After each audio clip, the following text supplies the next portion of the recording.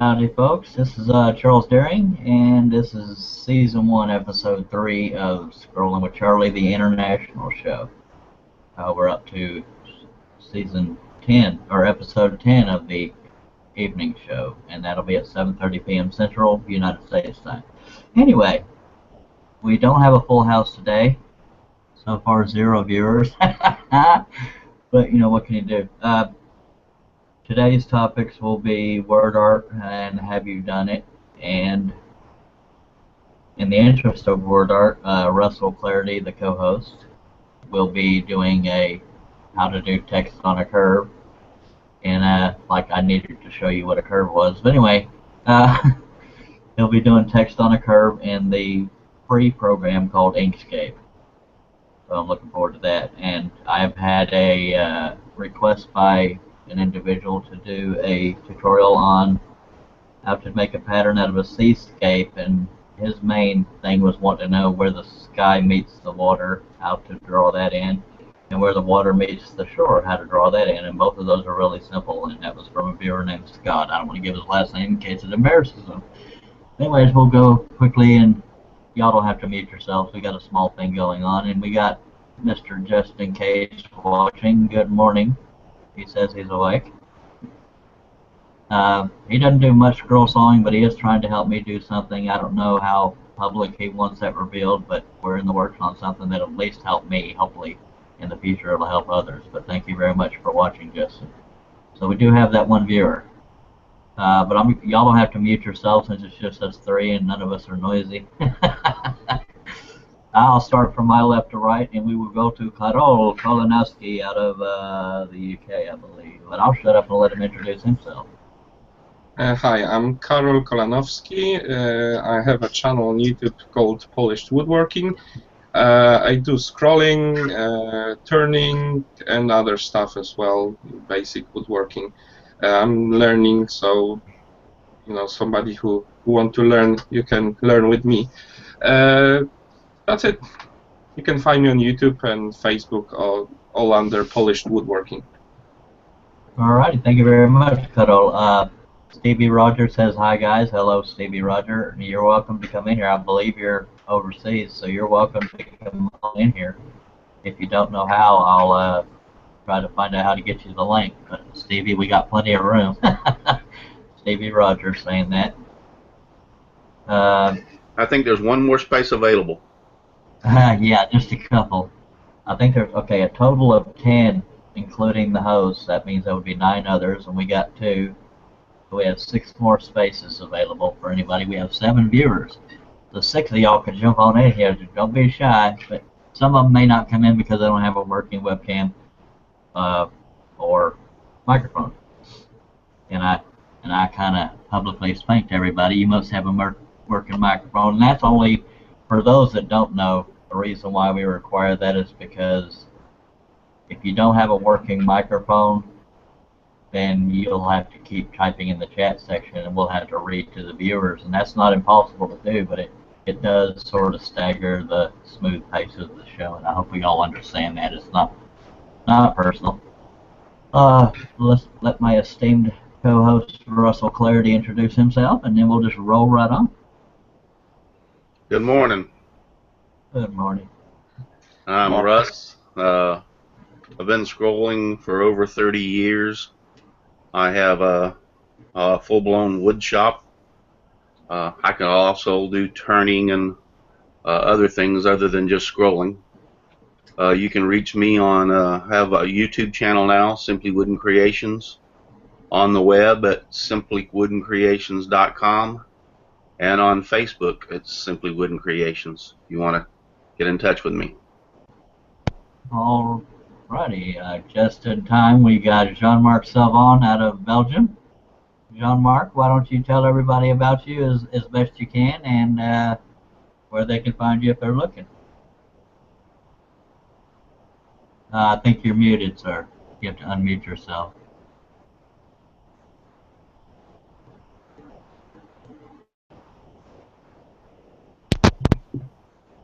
Hey, there's old Scott, the guy that requested this season. Want to get in touch with me. All right. everybody. Just in time, we got Jean-Marc Salvon out of Belgium. Okay, one of y'all is listening to the YouTube channel. You might want to bring the volume all the way down on that. That way, because it's slightly delayed from the actual show. And Scott, I believe it's you. There you go. And for any Scott, I believe you're the only newcomer here. Whenever there's a potential of background noise, we tend to keep him muted anyways. But with a small group like this, we don't need to unless there's background noise like that. But Scott, I appreciate you joining us. He does e-cabinets, tips, and tricks, and has a free program out there for that. But in the interest of being fair, I got to go back to Jean-Marc Salvon. If you're not muted anymore, then feel free to introduce yourself. Hi guys, I think I'm doing this right. Okay, Jean-Marc, your audio is not working, so bear with me, Scott. I'm just trying to be fair and go in order, but it's good to have you on, man. Jean-Marc, just keep trying to talk, and I'll let you know when I hear you. I still do not hear you. Okay, I'm not going to skip you entirely, but I am going to move on to Scott since we know his mic is working. I'll come back to you, buddy. Okay. Once again, Jean-Marc from Asvinger, Belgium, will be on as soon as we can get it. This is Scott from eCabinets Tips and Tricks. I'll let him tell you about all the bells and whistles, and Asvinger, just tell him all about yourself. Well, my name is Scott Marshburn. I'm from Jacksonville, North Carolina, and I'm just getting started in scrolling and trying to learn the art. Good deal. Like I said, very good to have you on. You've been a faithful viewer and Q&A contributor, so I appreciate that. And yes, he's in the United States, but we don't have a full room anyways, so anybody watching that may want to join the panel that has some kind of interest in scroll sawing. Scott, before we move on, would you mind telling people about your e-cabinets tips and tricks for anybody that might be interested? Well, it's a cabinet design program that Thermwood Corporation put out to basically use with their CNC routers, but you don't have to have a CNC router to use it. You design and lay out kitchens and cabinets, and a lot of people find it intimidating, but you know, it's like anything else. The more you play with it, the better you get with it. And I started my channel mostly to help out co-workers and customers that use e-cabinets that we cut out parts for to kind of streamline our process. Well, I was tickled to death when I found you because I was talking to Scott behind the scenes. I'm a slow learner, and all my friends can be laughing at me right now. But I asked him if he had a lot of patience. I'd love to learn it because, you know, designing your own cabinetry or kitchen and all that can't be a bad thing. Let's try Asvinger Jean-Marc from Belgium again and see if it's not working. Okay, Jean-Marc, we generally don't do things in the chat area, but since you're on the show, go ahead and anything you want to say, put in the chat section. Do you remember how to do that? If you remember how to do that, just since you've already joined the show and you're usually have working audio, then I will, if Russ doesn't mind, I'll have him refer to the chat section since I got to watch the Q&A section. Okay, thank you very much, Jean-Marc. And the first topic we have, Asvinger, would be word art. And I'll go down the line, starting with Karol Kolanowski. Asvinger, have you ever done word art? Yes, I've done it. Just basic ones, the names, you know, nothing fancy, but just normal letters, like Russ showed on previous episode how to do the basic stand on the desk. So I've done that for my daughters and couple nieces. Now I will be doing as well. I'm trying to find a font that the letters will look like animals, and would like to make them, you know, their names on the room doors. And then my wife gonna paint it like animals. So first you're gonna see the animals, then you're gonna see that there's a name as well. So yeah, I mean, it's nice to cut the letters because everybody recognizes it. It's not that hard, like the portraits that you've done and that we can see on the back. And you know, it's good practice as well to learn when you're starting with scrolling. It's good practice to do letters because it's easy to make and everybody like to have their name in the wood. So it's good gifts as well. Yeah, quite a few Ashmanger beginners will start out with lettering because that seems to be the easiest ones to go with. So I appreciate that feedback, sir. And I'll ask Russ, and then I'll try Jean-Marc again, and then we'll go over to Scott and ask that. Russ, Ashmanger, have you ever done any word art? And I believe you have. You showed up an example before. If you still have that with you, I'm sure the viewers would love to see it. I've stuck it somewhere. I don't remember. But yeah, I do word art quite a bit, creating things and designing things, wood art type, freestanding, wall hanging, you name it. All right, I appreciate it. We'll try Ashmanger Jean-Marc Savon out of Belgium. Try again.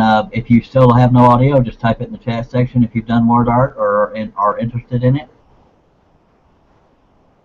Again, it's not working, so you'll probably have to just type it in the chat section. And while you type that, I will go ahead and move on to Scott. Scott, I don't remember your last name to save my life. My last name is Marshburn. Marshburn? Marshburn. Okay. Burn? With a B. Okay. I've messed around with word art and other CAD programs like VCarve Pro. I've never actually scrolled any word art, but I've cut, you know, letters out on the CNC. Alrighty, well that's one way of doing it. But this is the Scott I was telling you all about that's been requesting the Seascape, and that's the sole reason why I decided to do it. I figured somebody else might learn something too, so that's a good thing to have. But okay, being that we're talking about word art and we don't have a full room, I'll give Jean-Marc a little bit longer to try in the chat section to get something out there as to whether or not he's tried it. Okay, he says, I will listen for the moment. I have more to learn today with you guys in design. Okay, thank you, Jean-Marc, and I'm sorry again that your audio isn't working. Okay, so I guess we can move right into learning text on a curve in Inkscape. And Inkscape is a free program gotten at inkscape.org. There's also gimp.org, but we have done tutorials on that. So, Ashmanger, Russ, would you like to get going on your tutorial, or do you need a little more time? Give me a second. Yeah, I kind of thought we were going to be talking for a lot longer. Okay, so, wow, talk about winging it. Okay. I can go into it. I just set my coffee down, so sorry, guys. I have to have. It's early in the morning here for me, so I have to have some coffee to get me going. So, okay, so we're going to be talking today.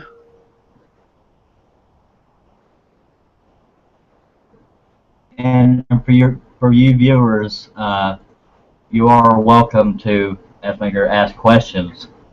And if you don't know how to do that, on your screen it will be in the upper right side. It'll look like the side of a Rubik's Cube. That's how you do the Q&A section. You click on that box that looks like a bunch of squares.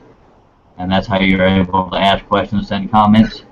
And speaking of that, Stevie Rogers says, as a novice scroller, what size of blade would you recommend for word art? Cutting 3/8" plywood. I use spiral, so I'm going to hand that one on over to Russ. Russ, do you have an answer for that, or do you need me to repeat it? Repeat it.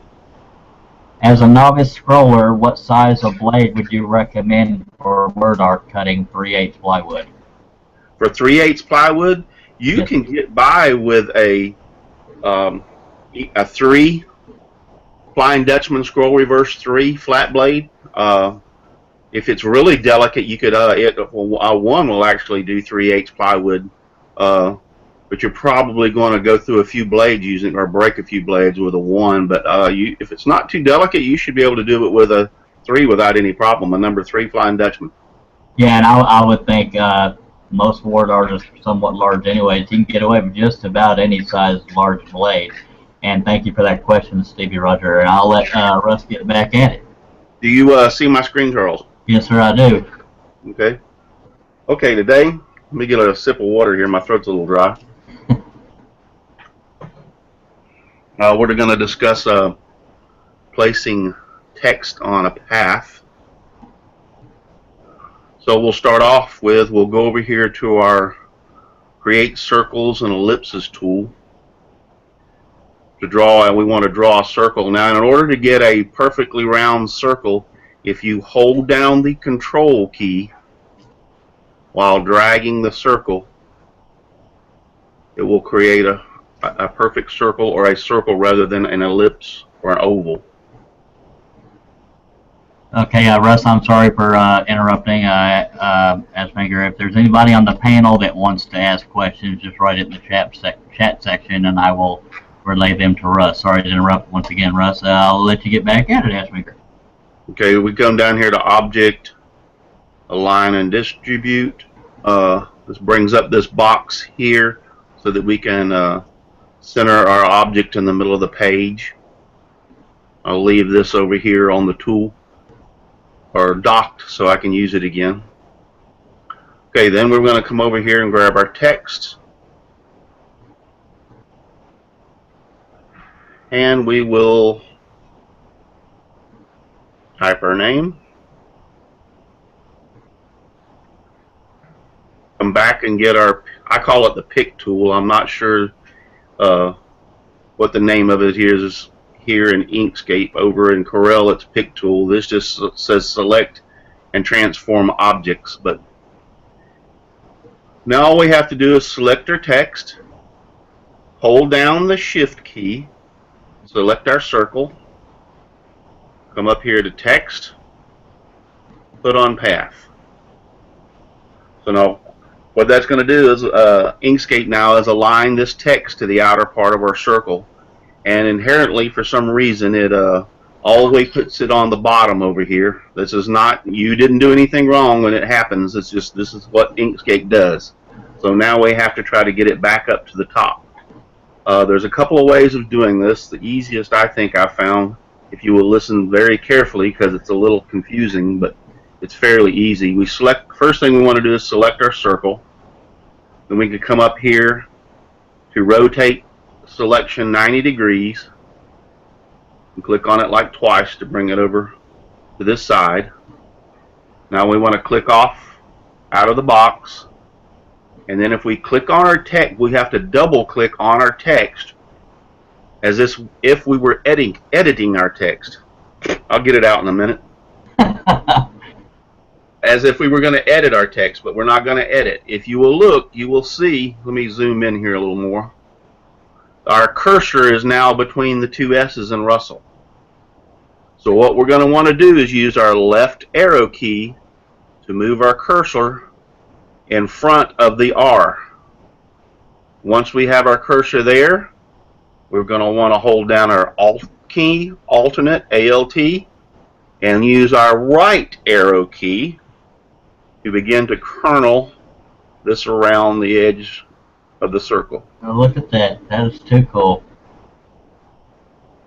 I don't know why he always uses the name Russell when he uses text, but we'll live with that. This is my name. I know. I'm just trying to add a little humor. Also, let's click back off out of the box here for a second. We discussed this one time before, and I want to take this moment right now, since I'm remembering it, to mention it again, because most of our people that join us or listen to us here in the international one uses the metric system. If you'll come up to this little box right here, you will see it says PX. You can change that to millimeters. PX stands for pixels. We were in pixels. There's also inches, centimeters, millimeters, feet, meters even. We're going to change this to millimeters. And also, if you come over here to File, and you come down to Document Properties, it will open up this box. Default units, we can change the default units to millimeters. And we can change custom size of the page to millimeters. And that is going to give us an A4, which is 210 by 297 millimeters. And I appreciate you bringing that up, Russ, because that was a constructive criticism we got in the past. I'm very glad you brought that up. I'll let you continue. Sorry for the interruption, sir. That's all right. We as here in the U.S. use nothing but inches and feet, so to speak. So I'm always not used to having to change this. But an inherent problem that with Inkscape 2 is you can't now just save this, or at least I don't know of a way. There may be. Somebody could correct me, but you can't just save this if I'm correct so that every time you come back in, you literally have to change this every time. So that's kind of a pain for Inkscape. But now we're in millimeters, so, and then we can, if you take your pointer and go up here to this bar and left click and hold down, you can drag down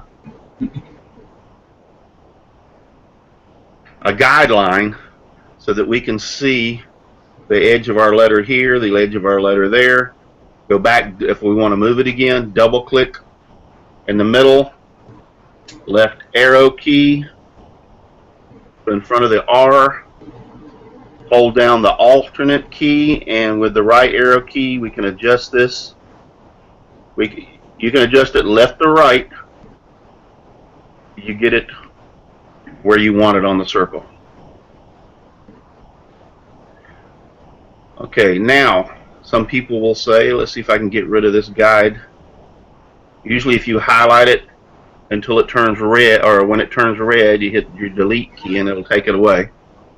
Now let's say, alright, that's good and well, you know, we got it on the outside of our circle, but what happens if we want to put it on the inside of our circle?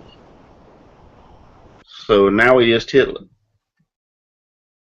we're going to copy this. I'm going to hit paste.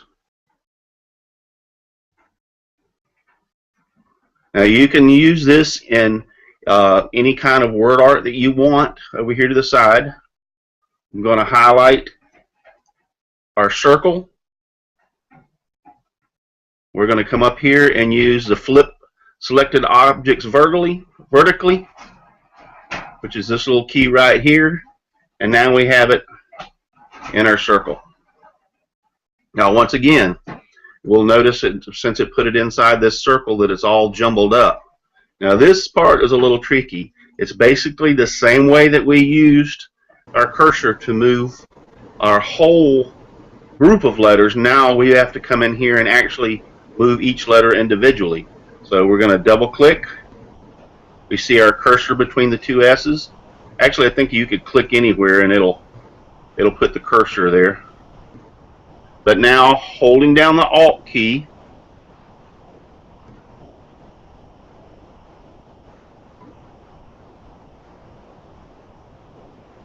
we can begin to move these letters around here. What process are you using to move those letters? The arrow key again? Yes, somehow this duplicated. Hang on just one second. Okay. Yeah, I don't know how that did that. Somehow I duplicated it. Never works perfect on the live show. Yeah, and Russell's not perfect, but he's really close. And I don't know if I've ever publicly thanked him, but Inkscape is a free program. It's a different version of CorelDRAW. It's not made by CorelDRAW. It's just a free program, and that's what most people love about it. Again, it can be found at inkscape.org. Yeah, so somehow I duplicated it. I'm not sure how I did that. It's early in the morning, but once again, we go back and we put our cursor back in. Now I'm going to use my left arrow key to place the cursor between the R and the U. Hold down my Alt key. Use the right arrow key now to start shifting this to the right. That is awesome. Now use your right arrow key only. Place the cursor between the U and the S. Hold down your Alt key. Use your arrow keys to move this over. Let go of your Alt key. Go to your right arrow key. Place the cursor between the two S's. Push down your Alt key. Move your S. And you just simply keep working your way around until you have it where you want it. Now there again, if you wanted to center that at the bottom, it would be the same process as how you did it on the top? Yes, you will go back to your R. Take your cursor back to your R. Hold down the Alt. Use your left arrow, and now you can simply move the whole thing to where you feel that it's centered. That is beautiful. And for those that don't know, Russ used to use Inkscape all the time until he discovered Corel. Now he's sort of, in my words, mastered that, and he has to go back and remind himself for every one of these tutorials. So there again, I want to thank him for the time he takes to have to remind himself how to do all these things. No problem. I usually try to spend, like if we're going to do the show, like Friday, I'll spend some time working with Inkscape to refresh my memory on how to do it. The biggest problem that I have using switching from Corel back to Inkscape and Inkscape back to Corel is just remembering what the objects or what the tools are called on here, because they're a little bit different names, so that kind of gets me a little confused at my age. Now, if we wanted to take this, for instance, now that we have our Russell up here at the top, when we highlight this, we can use our arrow keys to move this around. And let me zoom in. We want to get this, bring it down to the edge of the, onto the edge. We don't want any gaps between the letters and the circle. I'm just using my arrow key to bring it down to where we kind of get this a good position on the circle. Once I have this on the circle, then I can hold down my Shift key, select the circle, come up here to Object, or is it Path? No, it's Path. Come up here to Path, then come down here to Union. Whoop. Whoa. Well, what it is, I had this, here, if you hit Control Z, Control Z will take you back one step. Which is like most people, it's edit undo, but that's Control Z. Yeah, Control Z is edit, undo, take you back one step. Now, let's do this again. Hold down the Shift key, select the circle. You can also come off the screen over here and just drag across holding down your left mouse key, which will also select both of them. Then come back up here to Path, Union. It keeps on messing with us over here. Get the idea. Now what this has done, and we'll use a right click. I can right click on this, set the stroke.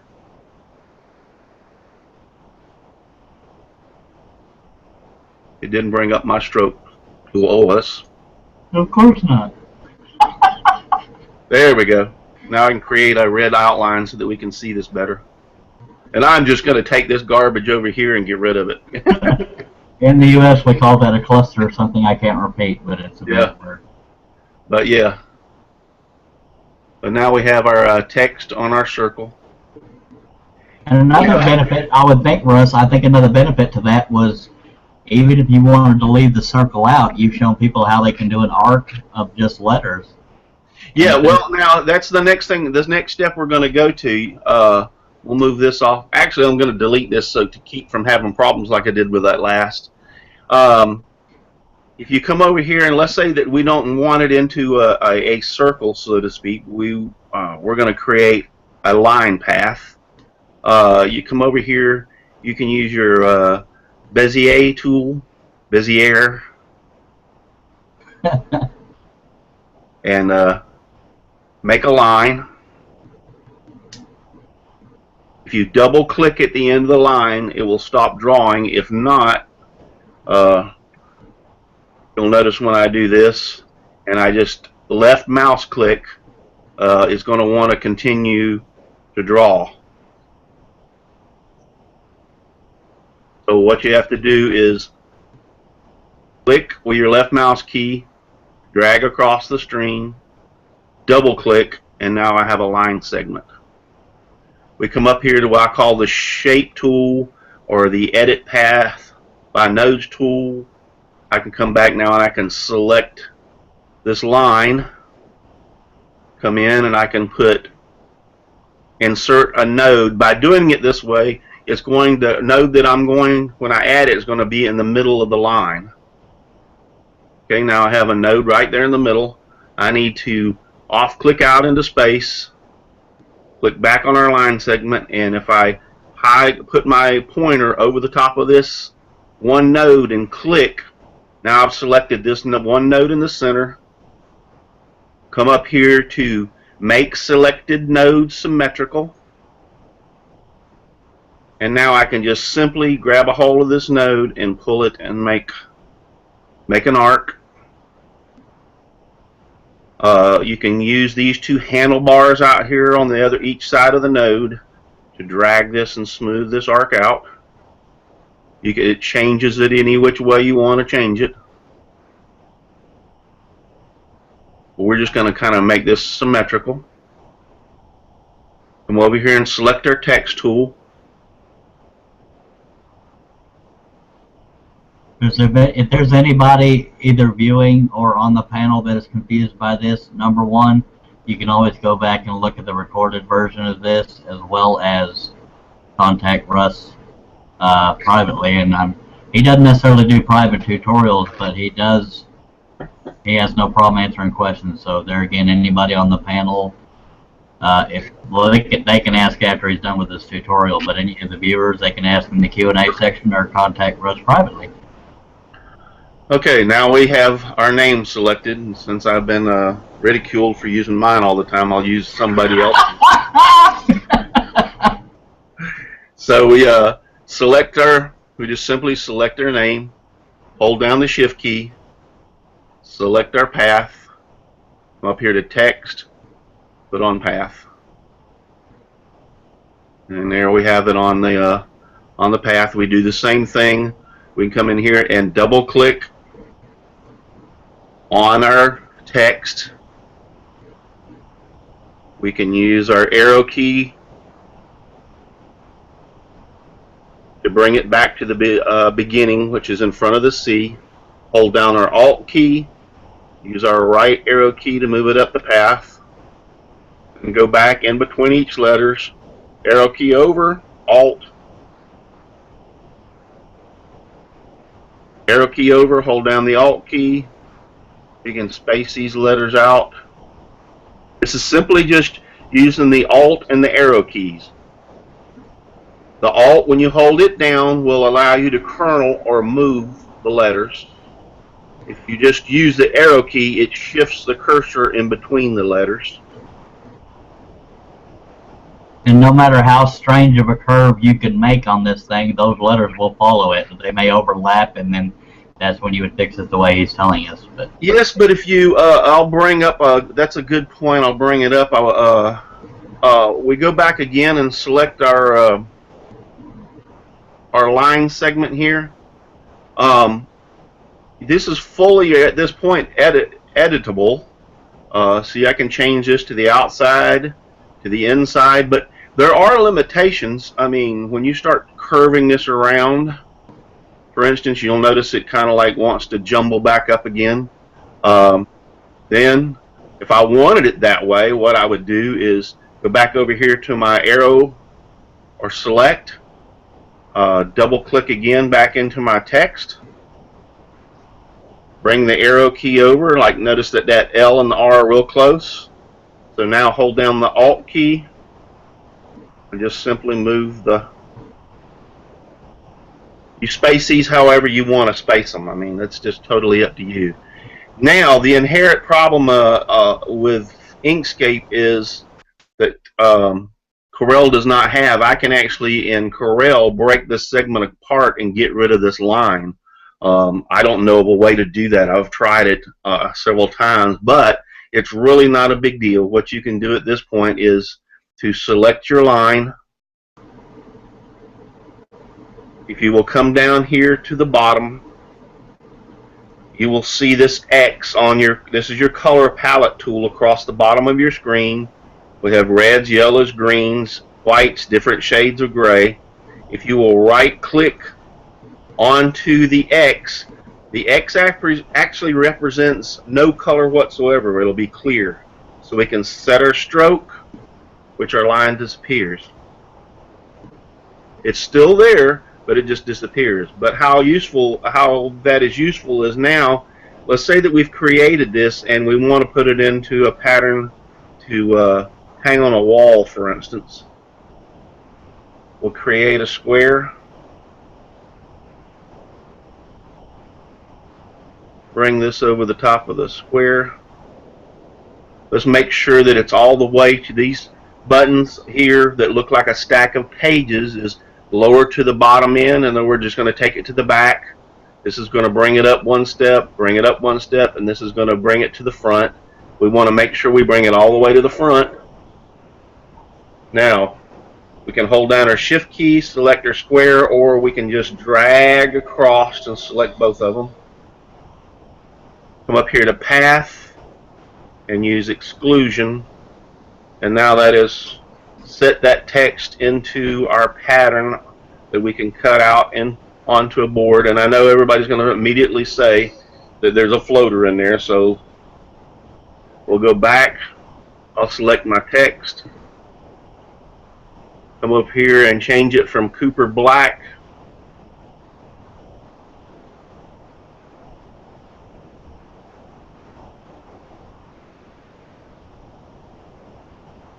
And for what that's worth, he has addressed floaters before on past shows, but for the sake of refreshing your memories, that's probably why he's doing it again. Yeah, so as soon as I make something and I'm just trying to show people how, they'll like, oh, well, you got a floaters in there, and I'm like, all right, so I'll get rid of the floaters now so nobody can say anything. So hold down the shift key, select the square, come back to path, hit exclusion. Whoop. Now we have our letters. And what he did, it just chose a different font that didn't have any floaters in it. And I'll stress what floaters are for those that don't know after he's done with this tutorial. So that's just one of the things and one of the ways you can use it.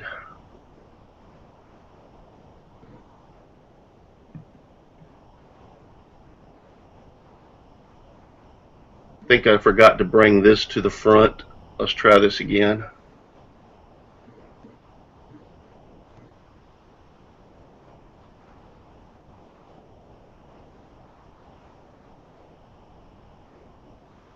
There we go.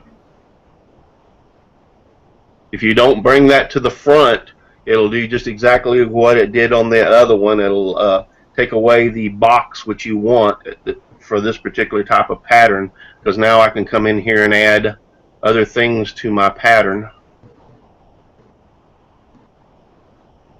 If I wanted to create some flowers, path, exclusion. Nope, that didn't work either. Anytime you have the name Charles, you want to throw flowers in on that picture. Yeah.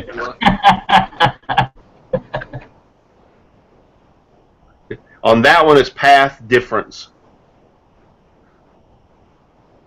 So now I've been able. There's a difference between exclusion and a difference in this, and you just have to play around with them. Those two are the ones that I get confused on here on Inkscape compared to Corel. Each one of them does something a little different, and I'm always getting them mixed up. And but there you have it. Yeah, Charles would look real good with some flowers around, or maybe even some little hearts. Well, everybody's got to love Charlie, dang it. Okay, they don't have to. A couple people might like me, but well, Russ, we appreciate you doing this tutorial for us, sir. And Any questions? yeah, any questions from anybody on the panel, whether it be on the panel or the 7 viewers we have, feel free to ask and just unmute yourself. And as you do, if you have a question to ask, say your name as you're asking, so I'll know who to put the camera on. Okay, Carol, go ahead and ask your question, sir. Yeah, I have a question. You're showing how to put text on the path. Can you do that with the objects as well? You have to change the object to path first. With objects, as if in you make an object? Yeah, or import from other programs. Oh, if you import it, it would. In order for the text to path to work, the path, yes, is going to have to be a vector graphic. In other words. Yeah, because when you're doing it, I tried to do the heart and letters on the heart, and there is no drawing tool in Inkscape, so I've done it in Corel, and I saved the heart, just the heart, and I opened Inkscape, and I tried to do the same like you, and it didn't work, to be honest. Right. Well, but number one, you created that vector in Corel, so I don't know if there might be a compatibility issue trying to bring it into Inkscape. If you're going to use Inkscape to create that, or to do what you're talking about, you're going to have to trace or create the heart in Inkscape, and it's got to be a vector graphic in order for that to work. Now, could that have something also to do with? I'm asking this as a total beginner. The fact that there's two humps in a heart, does it have something to do with choosing where to put? Oh, it will put it on the. It will put it on the heart. You're just going to have some issues. Let's see, just real quick, if I can do this. Hold down the control key.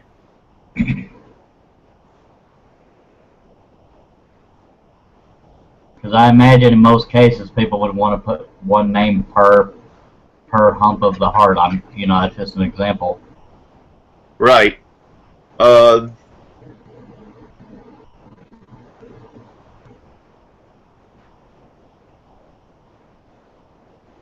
to remember how to do this.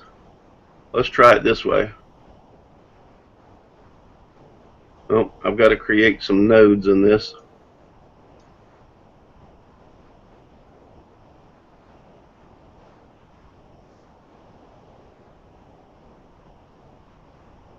Yeah, I'm not gonna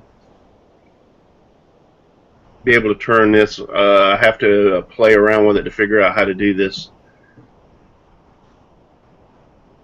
Let's try this another way.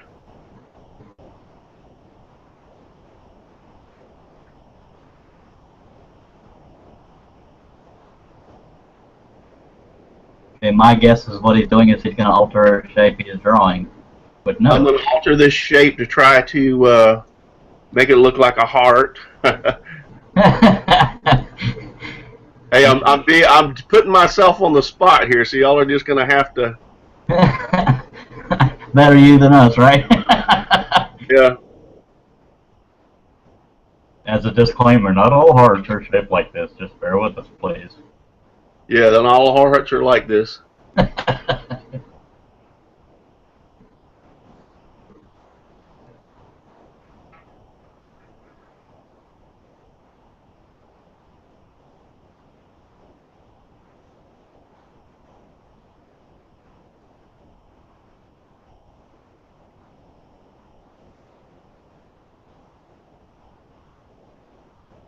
That's a plumb sexy heart right there. Oh, be quiet. You get my point, though. Yeah. Well, that resembles a heart. I mean, not everybody's a Picasso. Then again, Picasso would probably draw it worse. Yeah, I'm definitely not Picasso when it comes to freehand and this on the spur of the moment. But now that we have our heart, so to speak, yes, we can come back now. But notice I had to create this or design this in Inkscape. We should be able to How you spell Carol's name? K-A-R? O-L. Yes. Yep. K-A-R-O-L. That way I ain't hogging the name thing with my name. Hold down the shift key. Let's try this. Path. Oh, text. I mean, go over to text. Put on path. And there it did it. Now, same way we talked about earlier, you want to click onto your text.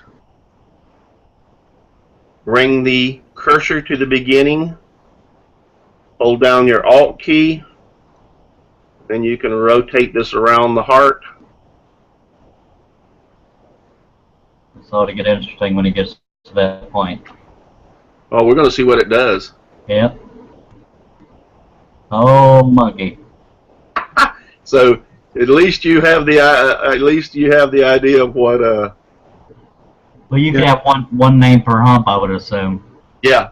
And it would probably look more like a heart. No offense, Russ.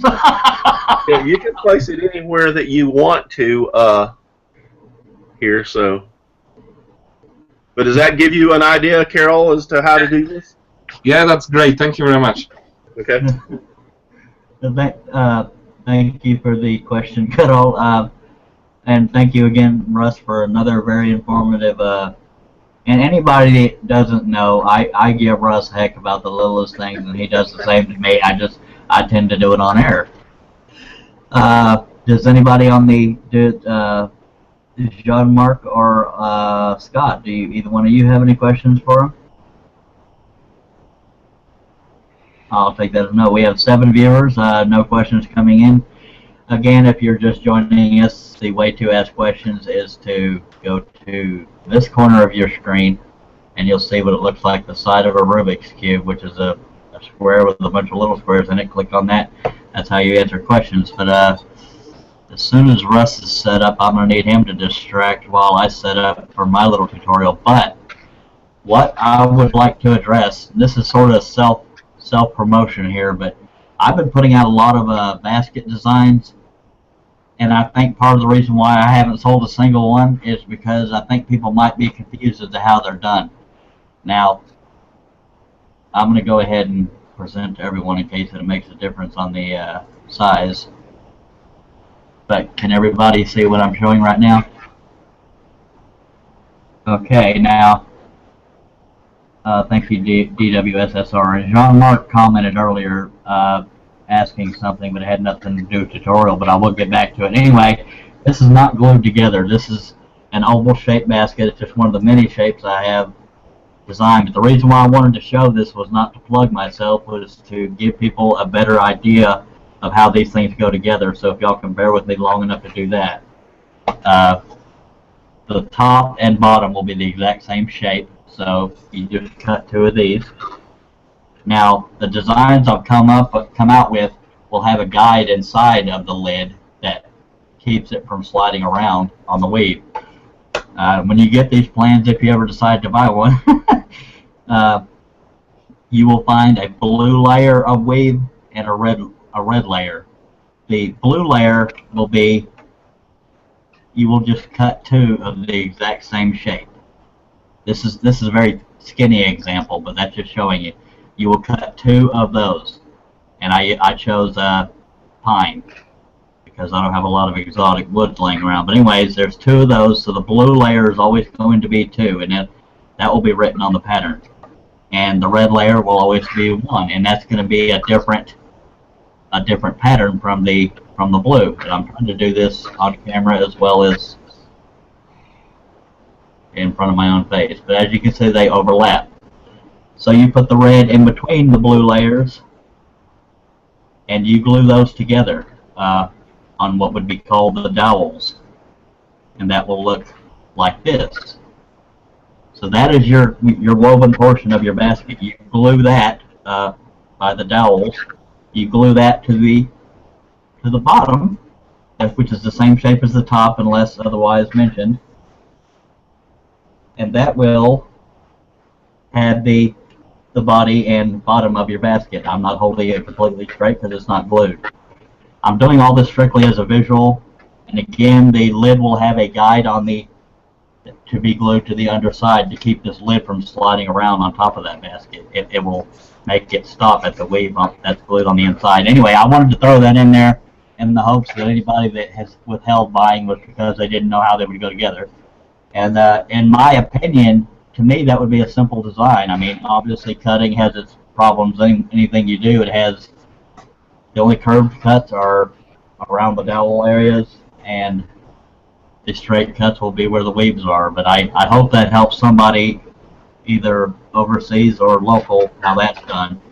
And Russell, if you don't mind trying to start some kind of conversation, I got to set up for the Seascape tutorial. Oh, great. Hand it off to me.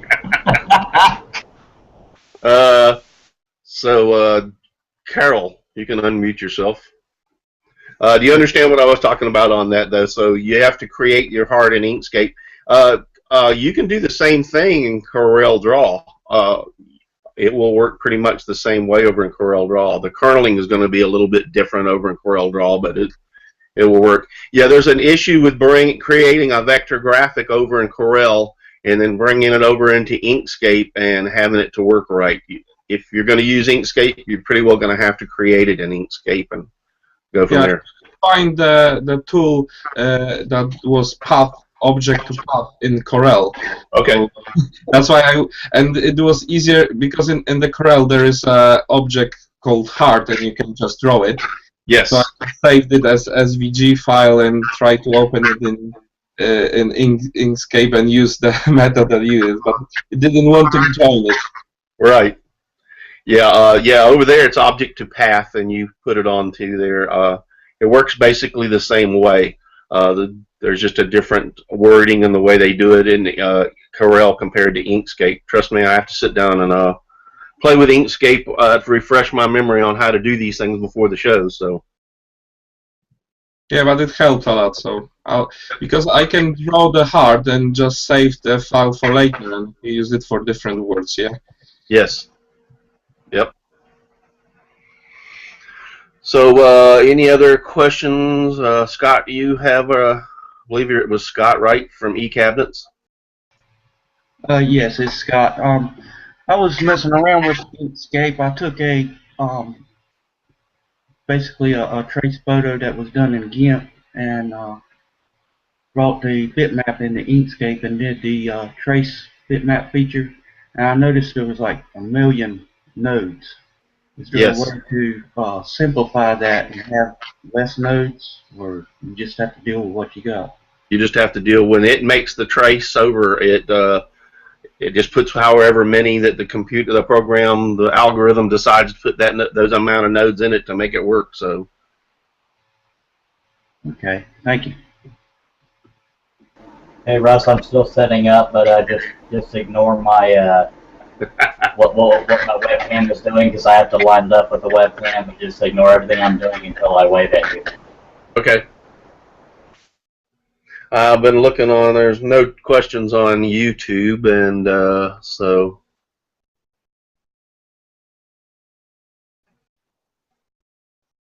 Charles is getting. I think Jean-Marc asked something in chat section. I don't know if you can answer it.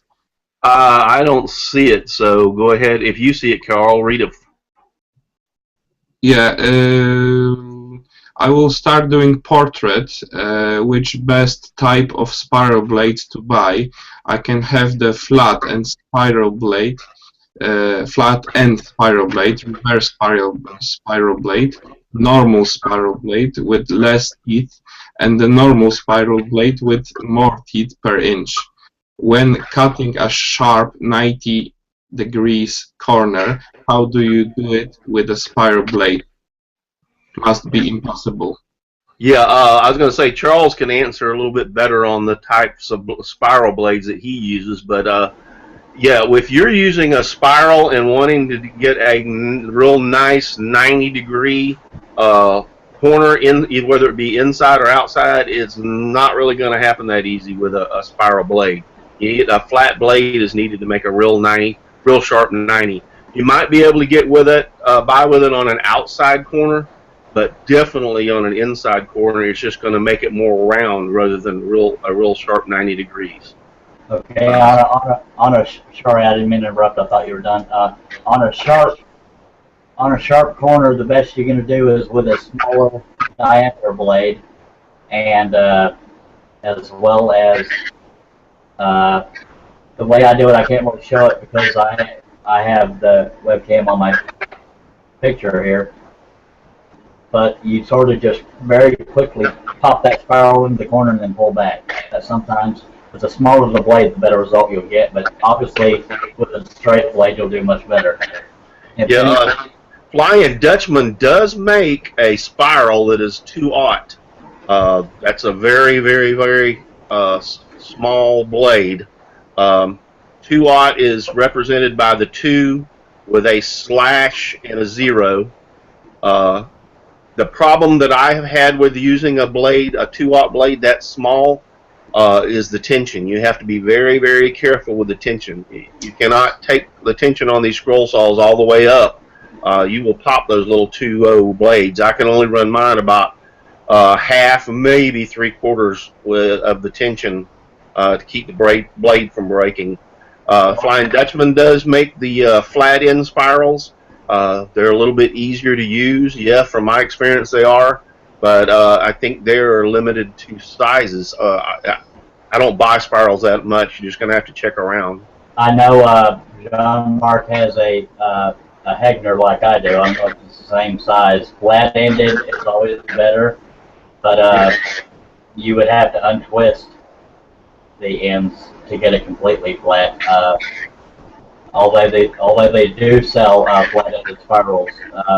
Russ, would you mind muting yourself? No offense. I think there's some kind of feedback. I think it's because you're monitoring YouTube with the sound up. But anyway, I totally forgot what I was talking about. But if you, Jean-Marc, you may have the same problem I have. I can't go any smaller than a 3 on a Hegner without the blades constantly breaking. But Page 358 writes, "Greetings from England. I am new to scrolling and not very good at designing. Is there any sites where I could get some very simple ideas? Love all your work. Hopefully one day I can be as good as you guys and be a host of a show too." Haha. The haha was from Paige. Thank you very much, Paige. There are many sites out there. Steve Good has a blog. That's scrollsawworkshop.blogspot.com. There's also scrollsawvillage.com. And there's a forum for Scrollsaw Woodworking and Crafts Magazine. It's a free forum as well. And they all have a section where people will help you either with questions or with patterns. Some people do charge for patterns, like myself. No, that's just how I try to make a living. But anyways, I hope that answers your question. And if everybody's ready, I'm going to try to do this thing. I won't go, as you can see, there's a lot of detail up in here. I'm going to skip some of that because his main question was where the water meets the sky and where the water meets the ground, or the shore. Am I correct in that, Scott? That was the main question you had? Yeah, that's correct. You know, where the horizon, sky, and then when there's, you know, as the waves crash on the shore. Okay. Get that visually, you know, effective pattern.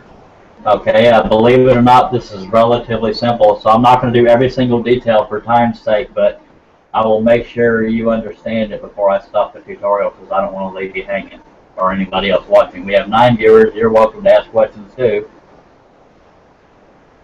And if everybody can see my screen, I will start. I'm doing this at an angle because I am a webcam on a tripod and all kinds of cords overlapping me.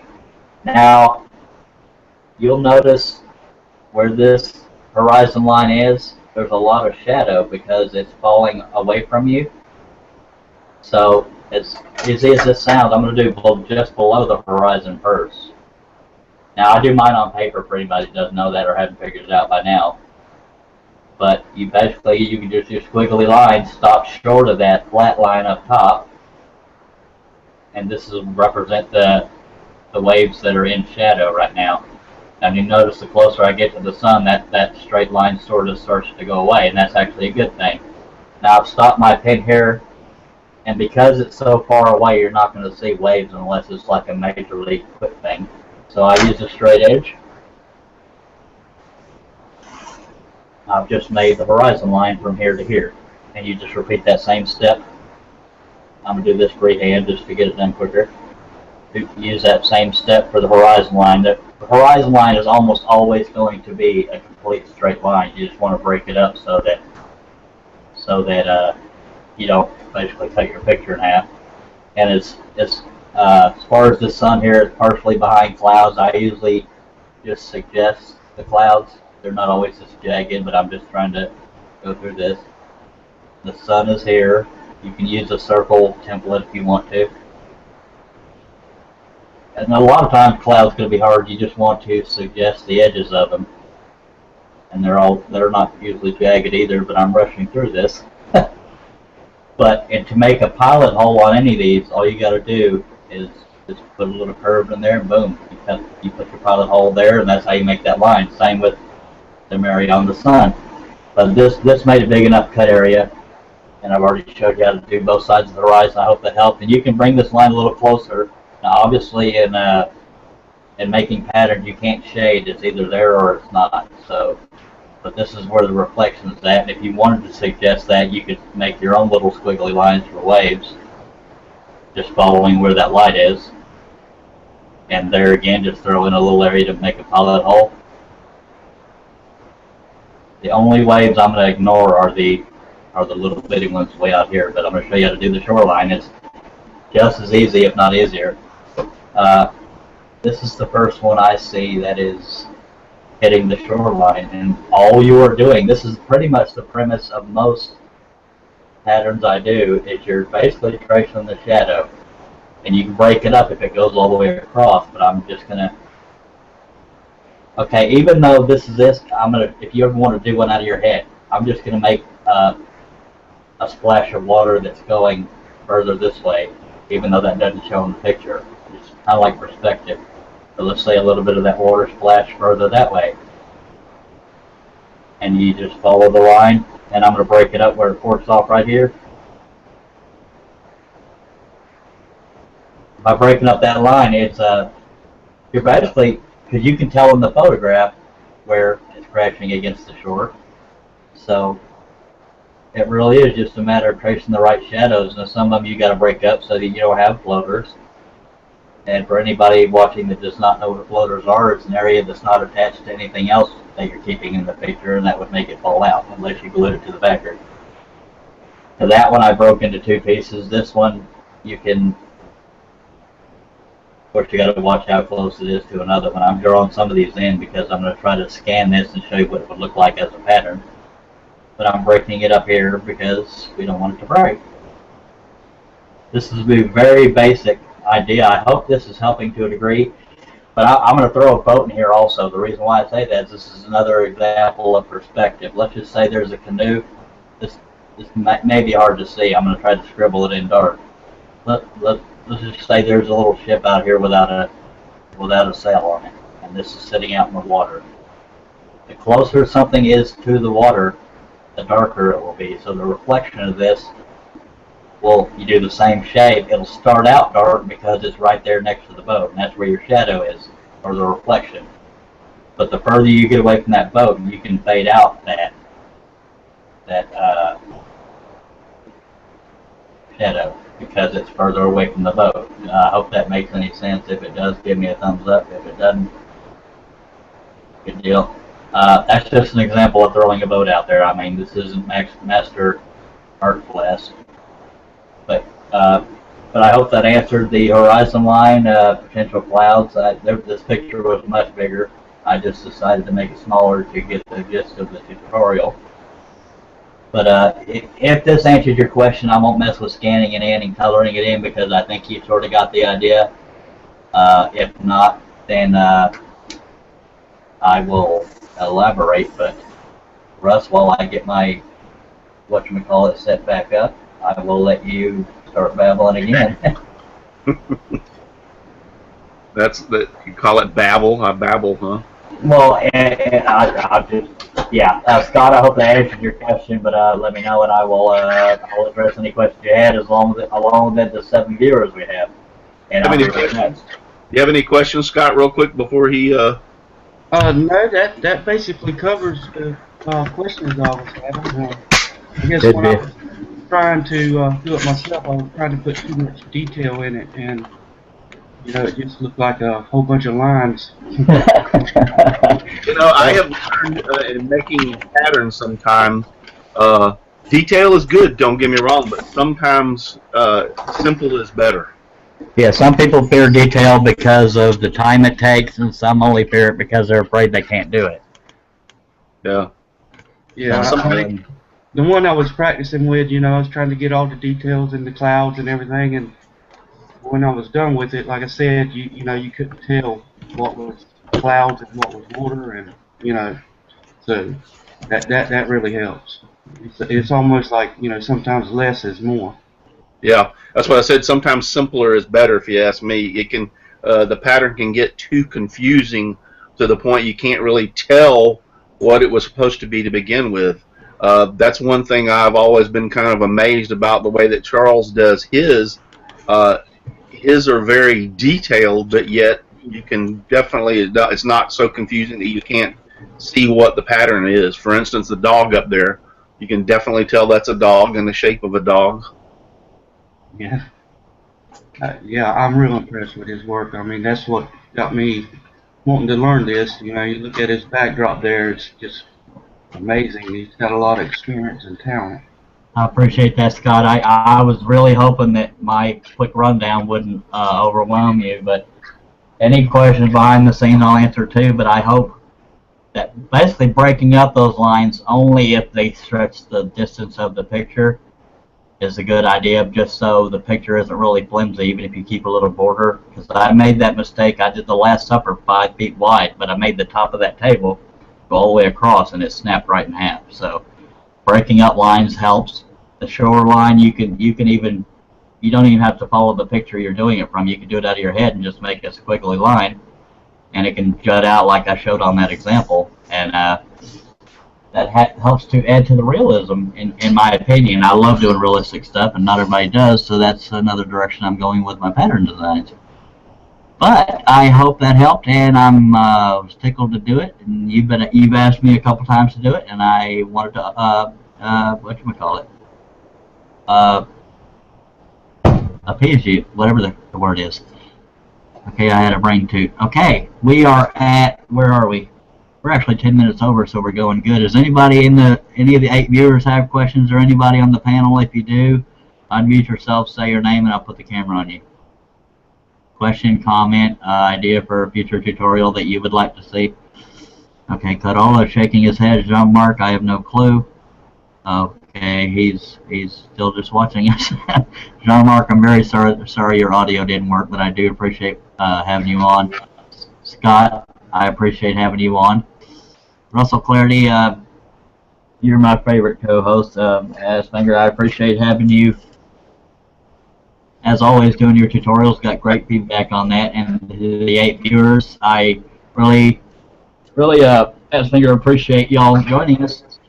And the show will end, but the room will stay open as long as people want to talk. And anybody in the world or the United States, whatever the case, feel free to join us. But I got 2 things. Usually I am with 1 line, but the first one is don't scroll naked. And number 2, scroll on.